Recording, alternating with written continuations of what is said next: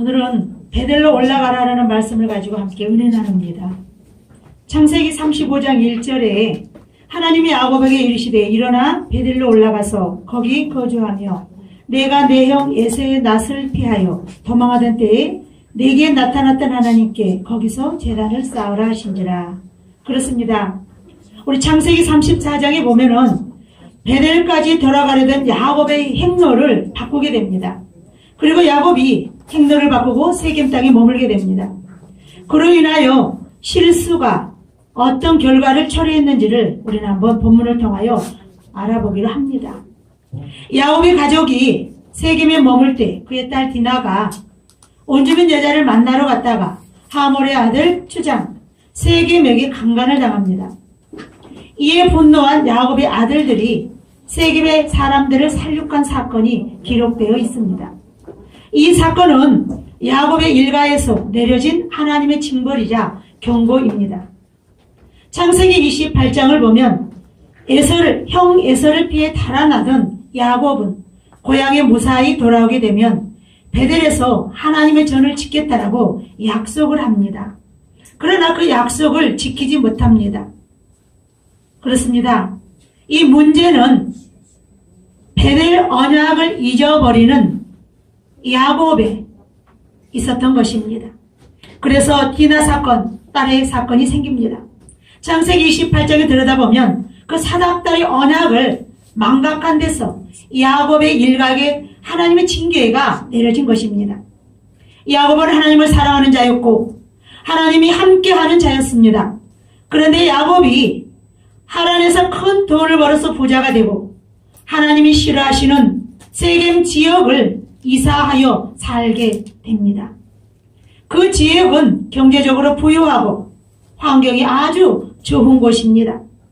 그러나 세겜에서는 하나님께서 야곱과 함께하지 않으셨습니다.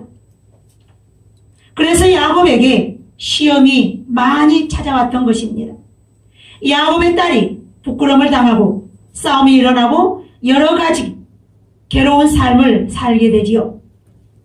야곱이 더 이상 견딜 수가 없었어요. 하나님께서 야곱에게 베델로 올라가라 라고 지시하십니다. 죄악의 땅 세겜을 떠나라는 것입니다. 그럼 우리가 베델로 올라가는 신앙은 어떤 신앙일까? 첫째로 첫사랑의 은혜를 다시 찾아야 하는 신앙입니다. 야곱이 베델에서 첫사랑의 은혜를 체험했었어요.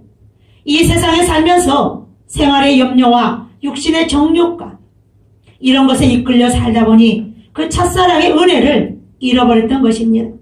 하나님께서는 옛날에 은혜 받았던 신앙을 되찾으라고 말씀하는 것입니다.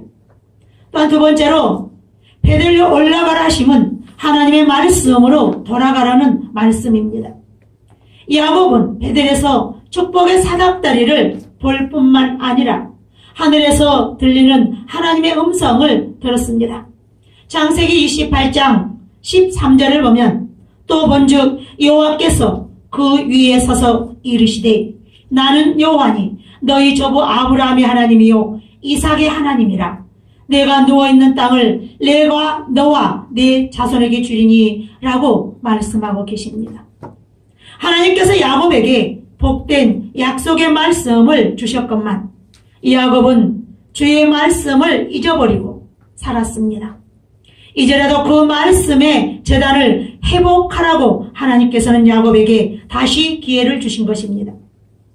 그렇습니다. 우리가 항상 하나님의 말씀을 가까이 하고 항상 보고 듣고 믿으면 가정의 부흥이 일어나고 하나님의 말씀이 강하게 전해지면 교회가 부흥이 일어나고 하나님의 말씀을 소중하게 여기는 나라와 성도는 복받고 잘 된다는 것입니다. 셋째로 베델로 올라가라 하심은 제단 봉사의 뜻을 다시 한번 환기시키라는 뜻입니다. 창세기 28장 22절에 보면 내가 기둥으로 세운 이 돌이 하나님의 집이 될 것이요 하나님께서 내게 주신 모든 것에서 10분의 1을 내가 반드시 하나님께 드리겠나이다 하였더라. 이 야곱은 서원했습니다. 야곱이 처음에 은혜 받을 때는 그 자리를 하나님의 제단으로 삼겠다라고 입술을 열어서 약속했습니다. 하나님의 뜻대로 11조 생활을 한다라고 약속했습니다.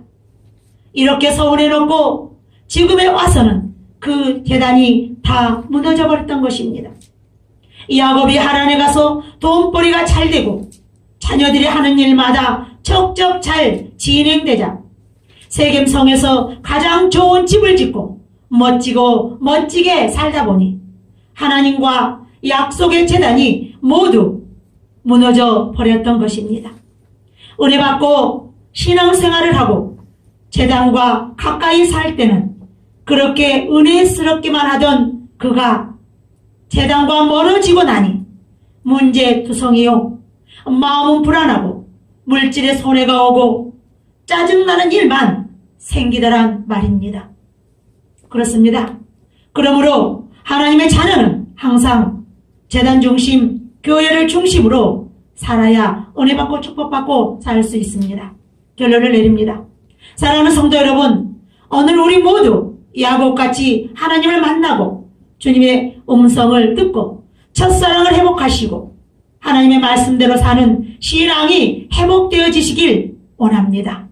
항상 변함없는 재단 중심의 신앙으로 살아가기를 소원하고 희망하면서 저와 여러분이 이 시간 신앙이 회복되고 베델로 올라가는 역사가 있기를 희망합니다. 아멘.